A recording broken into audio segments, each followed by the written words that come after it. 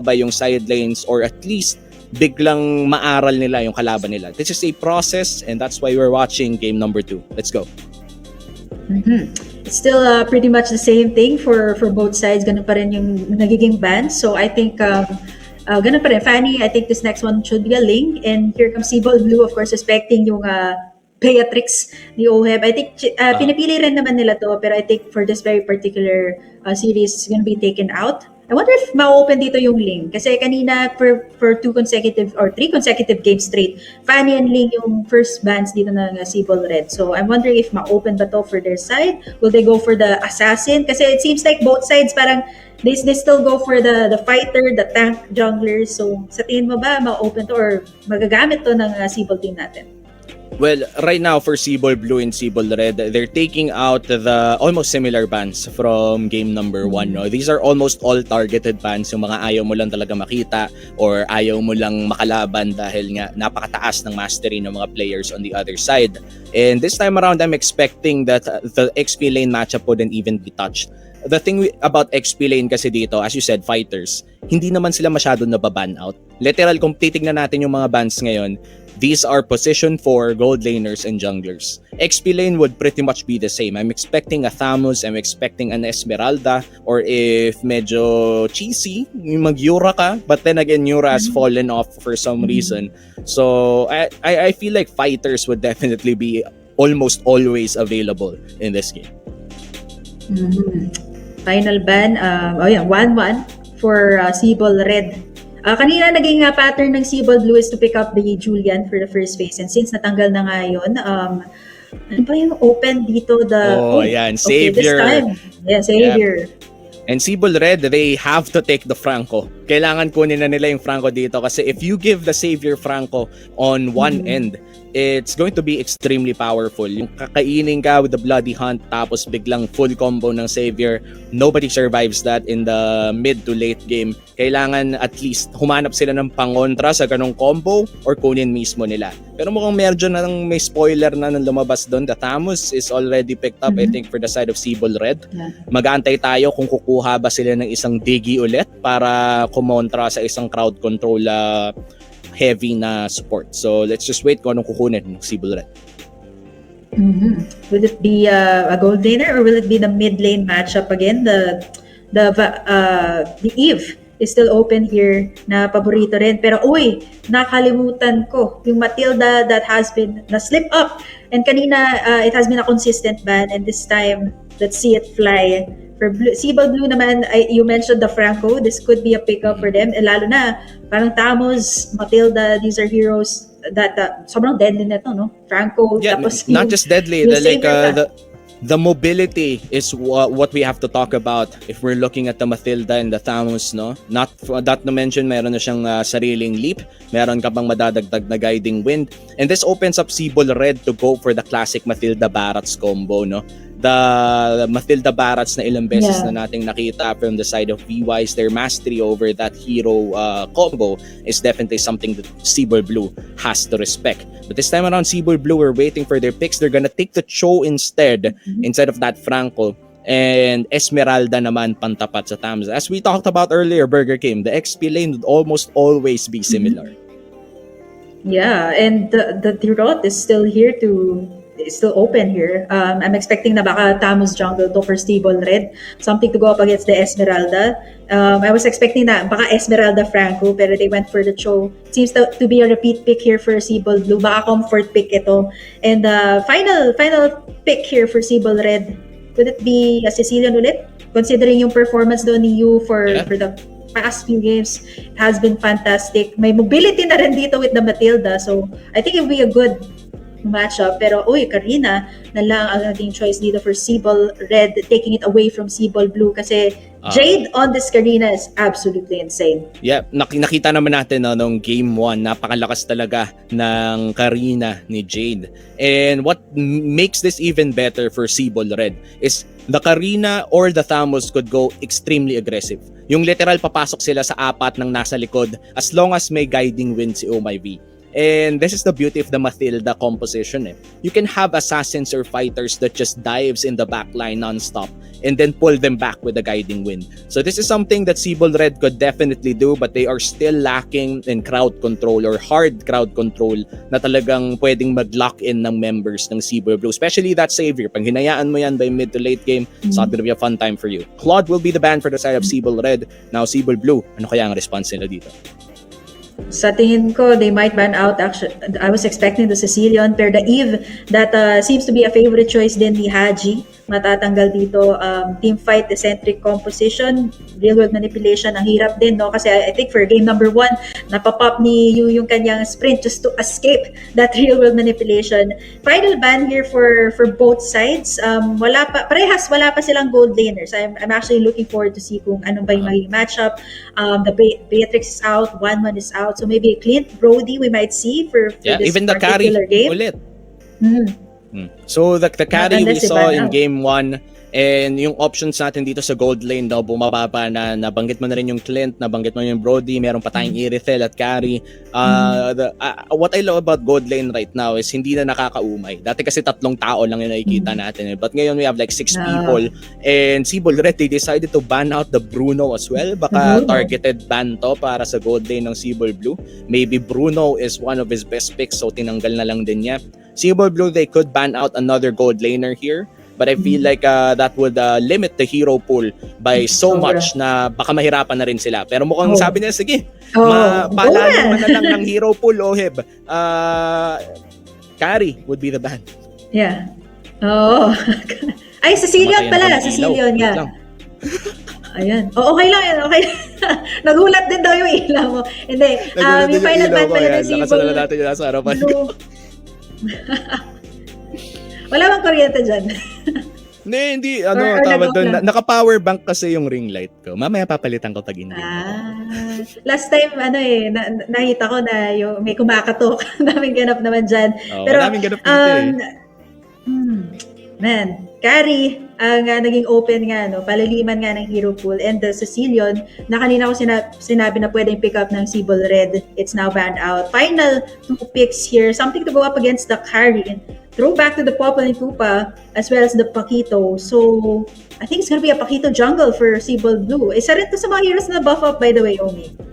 Yeah, the Paquito jungle, not just the Paquito jungle, the Paquito damage overall ay binuff up talaga ng Moonton so far for MLBB. And this is going to be a fun time, no? Kasi not only do we have an action-packed lineup for both, wala tayong masyado makikitang tank dito. It's very refreshing, no? Considering na yung pinaka-tank na ng both squads dito would be the Thamos and the Esmeralda. This is a big throwback to the non-tank meta. It's going to be interesting to see big bursts of damage, quicker fights, and let's just say more assassinations considering that we also have the Natalia na talagang nag-ingay nung last SEA Games. Yeah, Natalia. So it is going to be a pause for Matilda for Sibol Red. Something, well, will it be, kasi ginagamit to ni Haji. Haji ba to for Team Red? Let's take a look kung sino nga ba ang gagamit ng it's Haji on the Natalia. And yeah, Oh My Venus is gonna go back to the phosphor role. Pero ngayon, and yeah, nahuli sa gitna ng lahat, flicker out para lang makatakas dun sa damage. So it's more of the focus from blue and red. Pero again, we do have to talk about the side lanes. This time, Edward, mapapaatas ngayon ni Drain Sanity sa kanyang lane. This is what they needed. Yeah, this is definitely what they needed nung game 1, no? Something na ngayon hahanapin na ng Sibol Red. But this is a 2v2 in the river area. Haji, 50 HP. The Paquito looking for blood. First blood going to that Paquito at mukhang kukunin pa niya ang orange buff on the side of Sibol Blue. That is a nice play coming in from Wait a minute. Sibol Blue pala yung nakakuha nun. This is Jade still.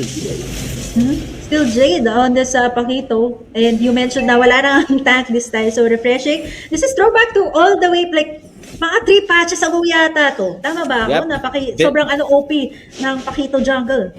This feels like season 7 and season 8 of our pro league here in the Philippines. But here comes Haji. It's a 2v1. Yue in trouble. The damage coming in from Haji. Pero mukhang si Yue na mismo yung lalapit. And he's gonna get killed because of that choice. Pero sabi ni Jade, sige, respakan kita dito, tol. Here comes the knockout punch. With PP2 and ANX is looking for blood. Makatakas naman siya with the Jeet Kondo plus the Shunpo. Pero Sibol Red, makakuha siya ng isa para sa isa. Yeah. Oh man, Edward again onto the insanity 1v1 situation, flicker out by Edward, pero this time 1 HP, a slither of HP left. Will he able to sustain? And down goes Edward this time. The insanity looking a little bit better sa kanyang lane. Half HP ng ating turtle. Sibol Red or Sibol Blue will be received again by Jade. Gunning light from the backside at nakuha na ng Sibol Blue ang gusto nila. Objectives, again, Jade has been so on point so far sa dalawang series na to. It's already, wow, 1-5 na ang kanyang gold as compared to the others. 2-0 on this Pakito at nakanakaw na naman siya ng isang big objective mula sa side ng Sibol Red. And things are not looking so good for Sibol Red. They're trying to hold up here. Kill 1 o si Oheb. Mukhang masisipa pabalik yung Natalia and Haji. Almost getting a kill on the gold laner, pero mukhang almost na lang ang sagot. Here comes Wise. Hindi sapat ang movement speed. Mapapa-flicker out si Kiel. And overall, that's just a free kill for the side of Sibol Blue. Oo, medyo lugi ito na 3v1 situation. That was the Cho, tsaka Popol and Tupa. Tatlo heroes take down Haji. Pero I see the possible combo here, Omi, for Sibol Red. Ang sakit kasi dito ng mga Wiz na binabato ni Oh My Venus. Tapos tama mo ng Guiding Wind. So that could be a possible combo for Sibol Red. Nakita natin kanina in the mid side where they almost got a kill. Like, Guiding Wind dito si Oh My Venus, and then papasok si Haji with the Natalia. It's enough to dish out so much damage, especially on the more squishy heroes dito ng Sibol Blue. Again, a clash might just happen here, pero tamang sustain lang dito for both sides. Mapapatras na lang din sila. They don't wanna risk anymore, or they don't wanna have any more casualties here.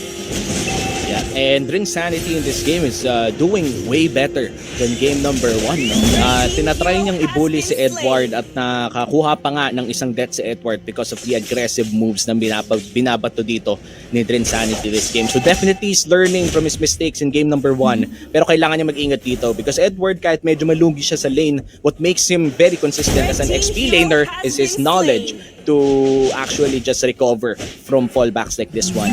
Pero mukhang delikado dito sa Oh My V. One Guiding Wind away and she's safe. Now on the bot side though, it's a different story. Pero again, Dream Sanity and Edward 1v1 situation. Cotton and Inferno, pinasa na nga dito ni Dream Sanity, is able to sustain in all the damage from Edward. At ngayon, this is what you mentioned. Kahit hindi sila magpa-pick off, at least they sustain their lanes. And so far, Dream Sanity looking a little bit better now. Pero Jade again, tamang kuha lang ng objectives. That's 2 turtles once again to Sibol Blue.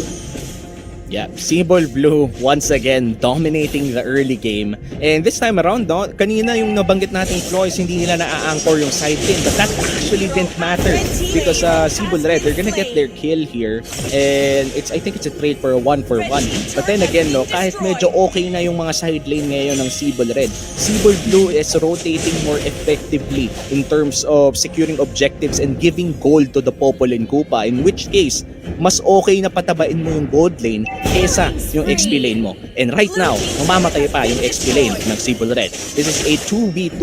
Nandito na rin si Venus. Papasok siya kasama dito ni Wise. Pero mukhang makakakill ba sila dito kay Jade? Makakatakas with a sliver of health. Pero mukhang mamamatay siya with a wisp coming in from Vexana. Si Wise, buhay pa rin naman. It's a 2v1 scenario against Yue. Yue, wala na siyang mana. The Haji KDA machine gets his kill with a Guiding Wind exit. Pero sabi ni Edward, Mama, eto na ako. Vexana, mukhang konti na lang with the Star Moon Dance from Edward. Makakuha siya ng kill. Yep, Insanity goes for giving away of Dragon there. Pero si Oheb, again, on a killing spree. Dalawang towers na pala yung nakuha niya habang sinasabi natin. Make that 3 actually, even the mid-side nakuha na ni Oheb. So habang busy yung Sibol Red with the clashes, they have been getting the shot nabs, they have been winning the clashes. Pero yung Sibol Red naman, again, very objective. It seems to be their very objective game. Yeah. And apart from being objective-based, no, effective yung bawat rotation na ginagawa ng Sibol Blue. Mas madami silang nakukuha. Kasi may nakukuha din naman yung Sibol Red. Kung napapansin natin this game, it's not as dominating as game number 1. Every rotation, may trade na nagaganap. Pero ang nagagawa kasi ng Sibol Blue, trade +1. May nakukuha silang extra. Pero sabi ni Sibol Red, gusto namin ng extra na yan. Si Kelwan ang una nila target. Pero napakagandang laser galing dito kay Yue. And that one is down on the side of Sibol Blue. Nandito na rin ang Circling Eagle. Nice stun on the Cho. Pero kulang sila ng damage. It's a 1-for-1 trade. That could have been way better for Sibol Red. Pero ang ganda ng ginawa ng Sibol Blue.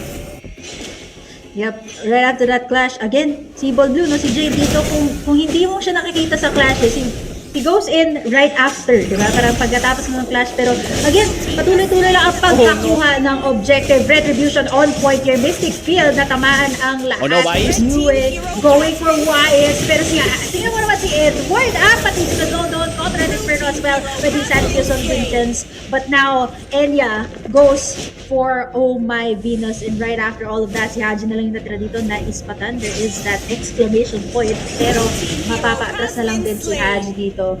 Did Sanity looking a lot better in this game on the Stamos?